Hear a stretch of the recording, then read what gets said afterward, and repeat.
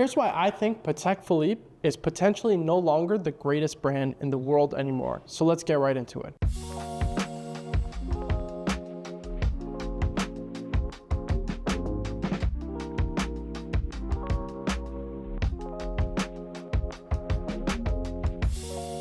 So a bit of a controversial one today, but before we get into the video, guys, I just want to remind you all, myself and my friend JJ from the Watch Hangout are actually doing an Omega Speedmaster giveaway. We're actually giving away a free Omega Speedmaster when both the Bernese Jewelry YouTube channel and his channel hit 10,000 subscribers. For all the details, I'm going to link the video down in the description below to let you know how to enter the actual giveaway. Guys, it's a free Omega Speedmaster with the new 3861 movement, complete with box and papers. There's truly no reason why you shouldn't enter the giveaway. So guys, let's get right into the video.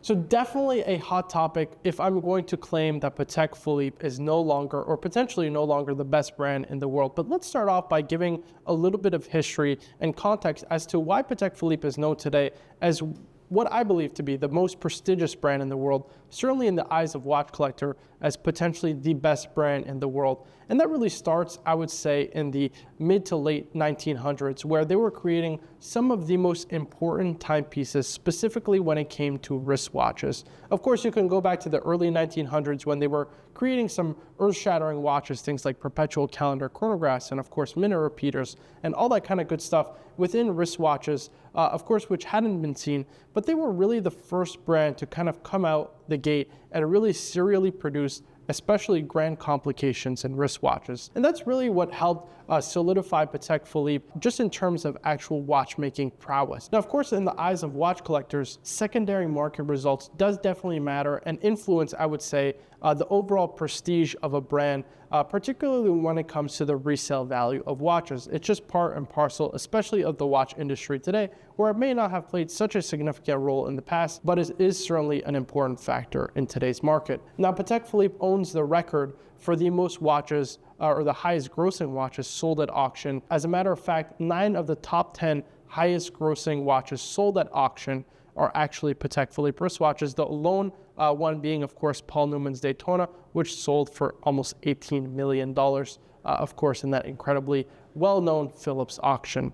But they hold the record for the highest grossing wristwatch at over $30 million for, of course, that steel Grandmaster chime, all the way down to roughly $6 million for the titanium reference 5208T.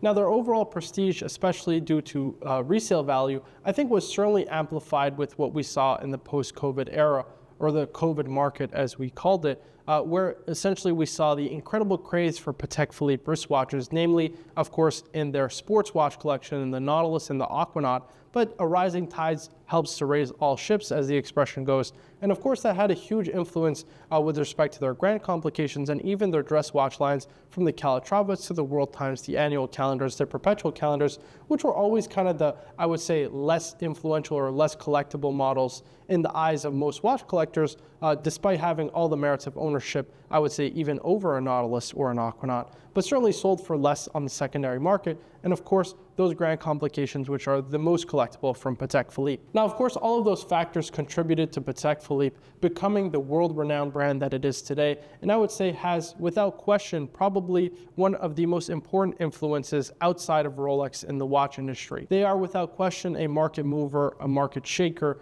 and any new Patek release certainly has a groundbreaking effect on the secondary market. I think this was definitely shown by, of course, the release of the Cubitus, that despite all the incredible feedback it received, the negative feedback that it received, it still sells at a crazy premium even now on the secondary market. I want to take a look at and analyze Patek Philippe's overall model line, from their Calatrava all the way until their grand complications, and of course, things like their Grandmaster chime. It's hard to ignore the incredible watchmaking prowess that Patek Philippe has. Of course, that is probably their greatest asset and what helps to contribute to their incredible prestige and their overall influence on the secondary market. But when I consider the fact that a Patek Philippe Calatrava is not at all finished to the same degree as one of their grand complication, a perpetual calendar, a perpetual calendar chronograph, split second, perpetual, all those kind of incredible wristwatches that Patek Philippe is really known for, it's kind of a shame to me to think that they don't finish all of their watches to the same level. That's unlike, for example, a brand like A. Lange & Söhne, or of course those very popular independents that I think are just making some of the most innovative and cool and of course well-finished and well-designed watches out there on the market today. And I think that really does contribute to my overall, desire not to call Patek Philippe the greatest brand in the world. And that's because over the last 30 years, I would say from 1990 all the way to 2020, it's hard to really see where Patek Philippe has innovated. When you consider all of their modern calibers, a lot of these used, for example, modified Lemania movements that they now call in-house calibers. And for the most part, a lot of their calibers have remained unchanged. For example, their 240 microrotor movement or the more largely and popularly used 324 movement, these have mostly remained unchanged by Patek Philippe since the 70s.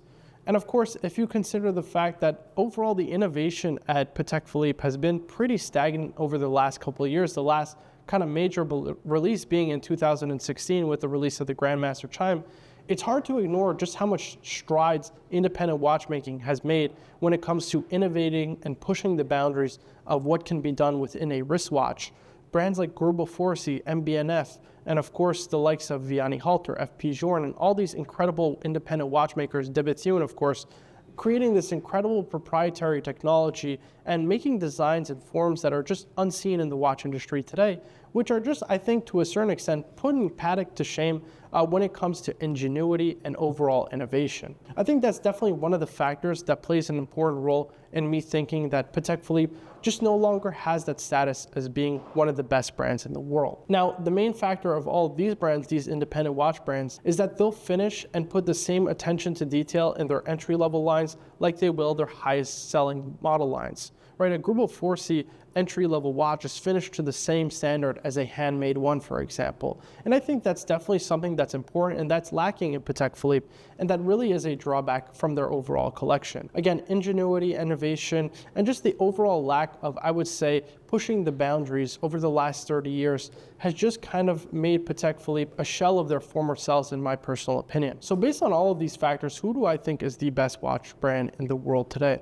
Well, the answer is I don't think there's any particular brand that actually can take the throne and call themselves the best brand in the world. Each and every single brand, be it a big name retailer or of course an incredible independent watch brand or watchmaker, has their own little unique quirks and factors and ingenuity innovations that makes their watches unique and special, and ultimately is their unique selling proposition. I think of course Patek Philippe makes some incredible wristwatches, and their watchmaking prowess without question is just amazing. But again, going back to that lack of innovation, and even just looking at, for example, the poorly launched reception of the Cubitus, and of course the disastrous interview that Thierry Stern, the CEO, did, not really caring about watch collectors' feedback, really contributes in my mind to thinking that Patek Philippe maybe is a little out of touch with what the modern watch community is looking for. And again, maybe they don't need it. They're a legacy brand, their watches will sell no matter what, and they certainly don't need feedback from their collectors for their watches to be collectible.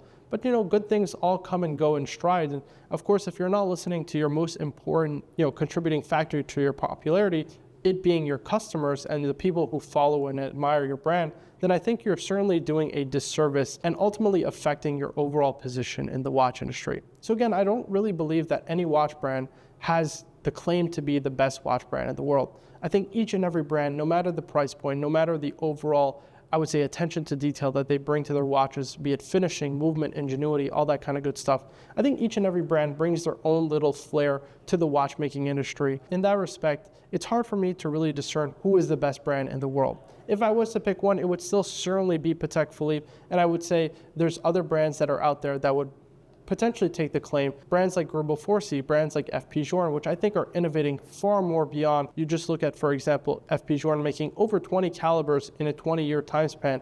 It's just incredible what he's done, and he's currently working on creating his own escapement, which if he is able to do that, not only solidifies his legacy as one of the best watchmakers of all time, but I think also just creates that aura of, yeah, FP Journe is here to stay and is one of the most, I think, impactful and potentially the new best brand in the world. So guys, that's just my thoughts on the actual matter again, I still love and respect Patek Philippe a tremendous amount. I think that their watches are absolutely incredible, and owning a Patek Philippe wristwatch in any collection is just an incredible milestone for any collector, right? It truly is one of those you made it kind of watches that are really special. And I think, again, Patek Philippe certainly is in the conversation for being the best brand in the world, but I think currently there is no one brand that can really take the claim of being the best. Guys, let me know what you think of my thoughts down in the comments. This is more just kind of my own rant, something that I came up with and wanted to share with all of you guys. So I always appreciate your feedback down in the comments below. Of course, I always appreciate suggestions as well as to what kind of videos you would like to see from me here on the Burdeen's Jewelry YouTube channel. As always, my name is Marco from Burdeen's Jewelry. I really appreciate all of your support, so I'd really appreciate if you like the video, subscribe for more videos like this in the future, and as always, I'll see you in the next one.